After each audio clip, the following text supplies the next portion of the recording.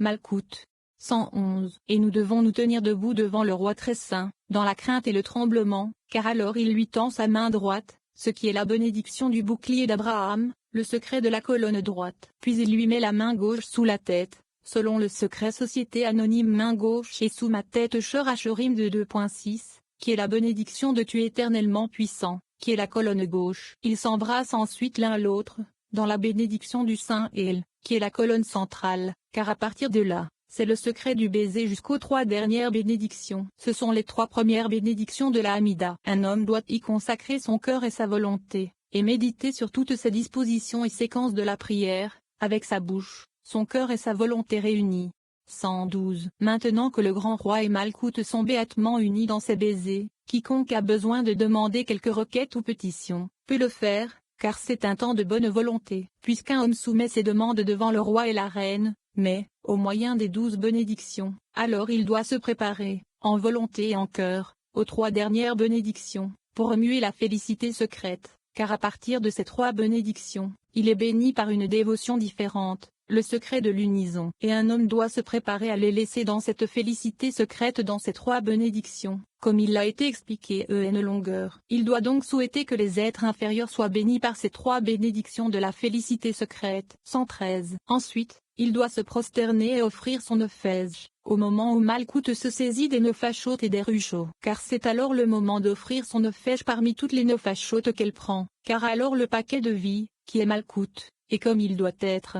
114. J'ai entendu cela parmi les secrets du Saint luminaire, mais on ne m'a pas donné la permission de le révéler, sauf pour vous, nobles pieux. Si, lorsque Malkout s'empare des nefashot et des ruchot humaines, un homme, avec un seul souhait dévoué, met son cœur et son souhait à livrer son ophège avec dévotion et à vouloir incorporer son ophège dans cette dévotion, et si l'offre de son ophège est alors acceptable, lorsque les nefashot, les ruchot et les neshamot qu'elle détient sont consentantes, cet homme est mis dans le faisceau de la vie dans ce monde et dans le monde à venir. 115. Aussi lorsque le roi et la reine, Tiferet et Malkout, doivent être inclus de tous côtés, en haut et en bas, et être parés d'âmes de tous côtés. Elle est parée d'âmes d'en haut et d'âmes d'en bas, à savoir, de ceux qui lui font parole de leurs âmes. Et lorsqu'un homme dirige son cœur et sa volonté vers elle, et lui donne son âme d'en bas, avec dévouement et volontarisme, comme nous l'avons dit, alors le Saint, béni soit-il, lui donne le nom de paix en bas, après cette paix d'en haut, qui est le Zod que l'on appelle paix. Cette paix bénit la reine et l'incorpore et l'orne de toutes parts. 116. Ainsi, le Saint,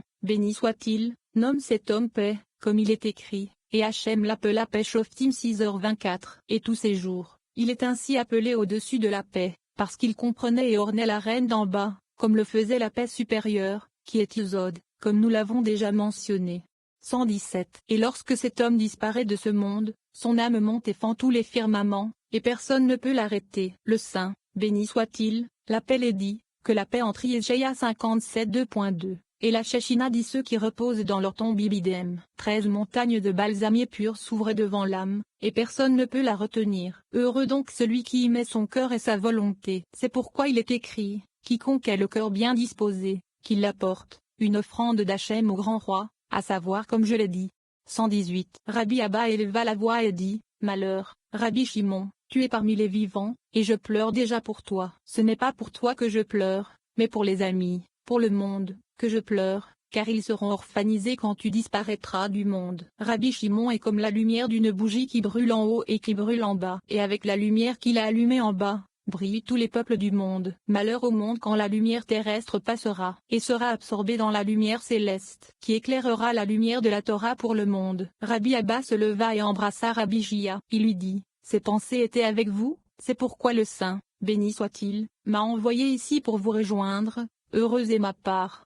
119. Ensuite, Rabbi Ozi a ouvert la discussion avec le verset suivant. Et tout individu au cœur sage parmi vous viendra et fera. Shemot 35 2.5. Nous avons déjà expliqué ce texte mais venez voir, lorsque le Saint, béni soit-il, a dit à Moïse prends des sages et de l'intelligence de Varim. 13. Il a cherché dans tout Israël mais n'a pas trouvé d'homme d'intelligence. C'est pourquoi j'ai pris les chefs de tes tribus, des sages et des hommes connus Ibidem 15. Mais la compréhension n'est pas mentionnée. Vous pourriez dire que la compréhension est d'un niveau supérieur à la sagesse. Et c'est pourquoi il n'a pas trouvé d'homme de compréhension. Et ceci est bien sûr exact, la compréhension est supérieure à la sagesse.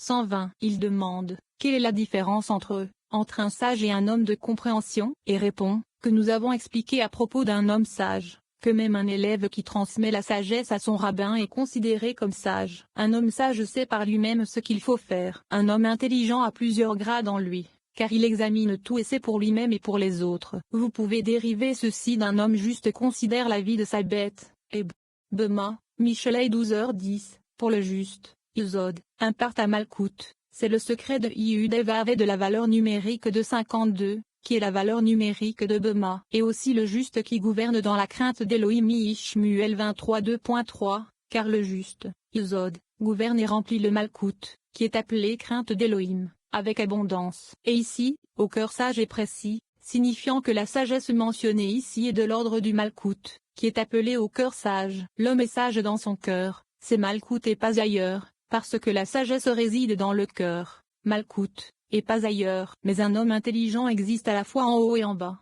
et s'observe lui-même et observe les autres. 11. L'ascension de la prière. Rabbi Yossi nous parle du service externe des actes qui repose sur les 12 membres externes, et du service interne de la prière qui repose sur les 12 organes internes du corps. La prière d'un homme est considérée comme une adoration du Rua, et elle a un grand pouvoir en haut. Rabbi Yossi poursuit en parlant des chefs du jour et des chefs de la nuit, qui sont tous différents. La prière monte jusqu'à eux. Si l'homme est juste, ils embrassent la prière et elle monte encore plus haut. On nous parle de nombreux gardiens, d'abord des 4 côtés, puis des gardiens des firmaments. Rabbi Yossi dit qu'à l'est, les 12 lettres du Saint-Nom s'élèvent et montent avec la prière. Les prières de ceux qui prient le cœur brisé montent vers le sud, tandis que les prières de ceux qui prient pour être délivrés de leurs ennemis montent vers le nord. Une fois que les prières sont montées dans les 4 directions, elles sont escortées vers le haut et à travers les firmaments jusqu'à leur porte. Lorsque la prière atteint le 7e firmament, elle unit Zerampin et Malkou, et l'homme juste est béni. Rabbi Yossi aborde ensuite une discussion sur les 6 préceptes de la Torah et décrit leur signification en détail. Il dit que ces 6 préceptes correspondent à Shded, Gvura,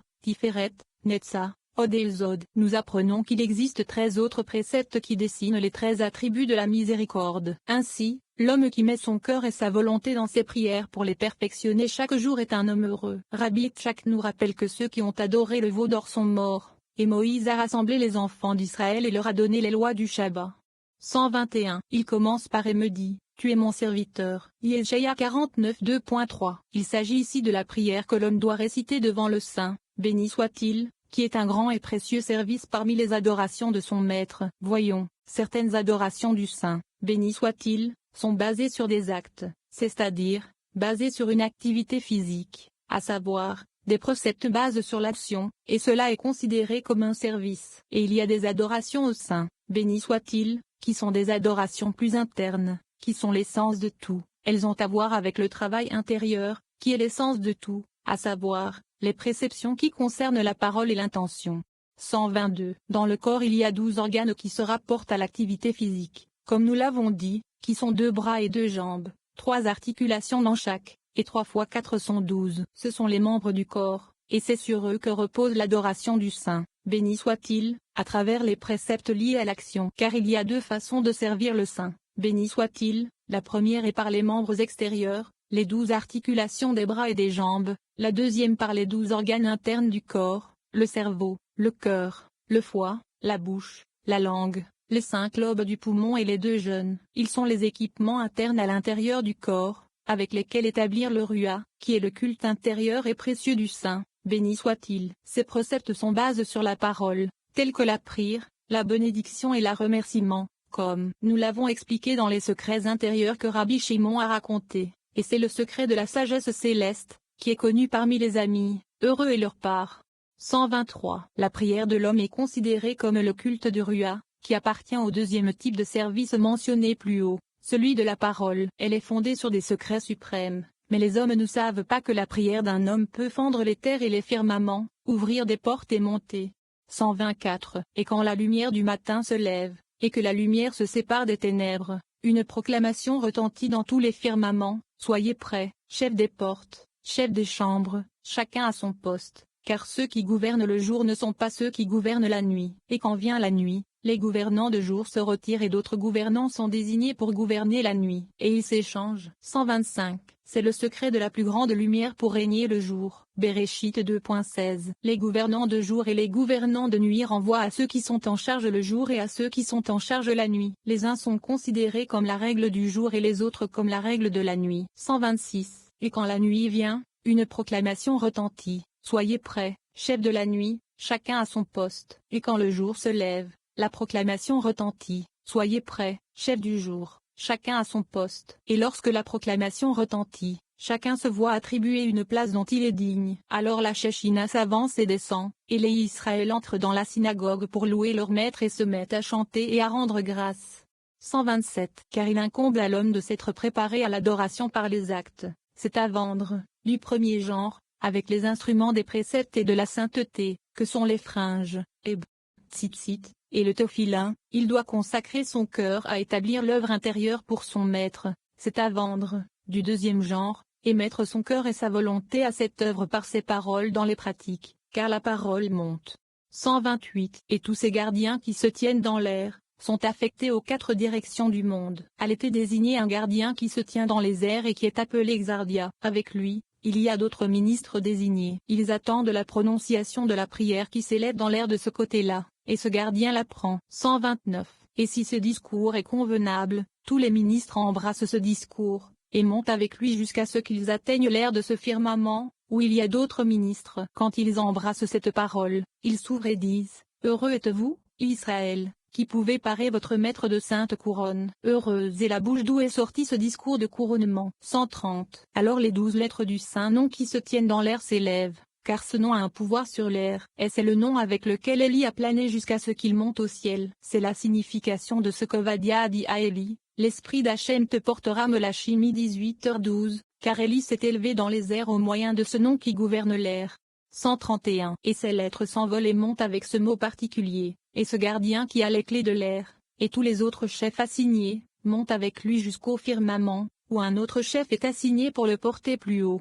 132. Au sud, Z, il y a un autre chef qui règne sur les airs de ce côté, et quelques chefs et ministres avec lui. Son nom est Pesania. Il a les clés de l'air de ce côté-là, et ceux qui sont accablés de soucis, et qui prient leur maître à cœur brisé du milieu de leurs soucis, le cœur brisé, si leur parole est digne, elle monte dans l'air de ce côté-là. Là, le chef la reçoit et la baise. Lorsqu'il l'embrasse, il dit, que le Saint, béni soit-il, ait pitié de vous et soit rempli de compassion pour vous. 133. Tous les saints ministres et tous les chefs de ce côté-là montent avec elle. Car de ce côté, les lettres s'élèvent du saint nom et Ei, du nom à 12 lettres, c'est-à-dire, 4 lettres de chaque côté comme mentionné. Les ministres, qui gouvernent ce côté de l'air, vont de ce côté-là, jusqu'au firmament sud, qui est le J, c'est-à-dire le 6e firmament, comme nous l'avons longuement expliqué, jusqu'au chef du firmament qui gouverne ce côté sud. Car sur le firmament du sud, il y a déjà un autre ministre du nom d'Amphiel. 134. Du côté du nord, qui est Ura, il y a un autre chef qui régit l'air, et avec lui des ministres désignés qui régissent l'air. Ce chef s'appelle Petachia et il est responsable de l'air de ce côté. Et les paroles de tous ceux qui prient pour être délivrés des ennemis qui les affligent, montent dans l'air de ce côté. Si cet individu est juste, le chef les accepte et les embrasse. 135. Puis un rua est réveillé et émerge de l'abîme du côté nord, et cet esprit appelle tous les airs, et tous prennent cette parole, l'élèvent vers le firmament nord, qui est le 5e firmament, et l'embrassent. Ils s'ouvrent et disent, que ton maître chasse ton ennemi devant toi. 136. Ici commence la séquence de l'ascension de la prière. La prière s'élève de plus en plus haut et fend les airs, jusqu'à ce qu'elle soit escortée dans le premier firmament de Malkout d'Asia. La prière s'élève et atteint le chef qui est nommé sur le côté ouest, qui est Malkout, où il y a 9 portes, dans lesquelles plusieurs chefs sont stationnés, dont le supérieur est appelé Zevuliel. 137. Il veut gouverner ce firmament de jour, mais on ne lui a pas donné la permission, jusqu'à ce que le clair de lune brille, vise, de nuit. Il fait alors sortir ses armées et tous les chefs. Lorsque le jour se lève, ils montent tous par l'une des 9 portes, qui est la plus supérieure. Et lorsque la prière entre par cette porte la plus élevée, tous les ministres et chefs sortent par cette porte, avec Zevuliel le chef supérieur sur eux. C'est-à-dire qu'il n'y a pas d'autre chef que le Zevuliel qui est nommé sur l'air et aussi sur cette porte supérieure, et ils sortent tous, l'embrassent et viennent avec lui au second firmament. 138. Et lorsque la prière s'élève vers ce firmament, Isod, ces 12 portes sont ouvertes, et dans la 12e porte se tient un chef du nom de Anaël. Il est à la tête de quelques armées et légions, et lorsque la prière s'élève, ce chef se tient debout et proclame à propos de ces portes: ouvrez les portes Yeshaïa 26 2.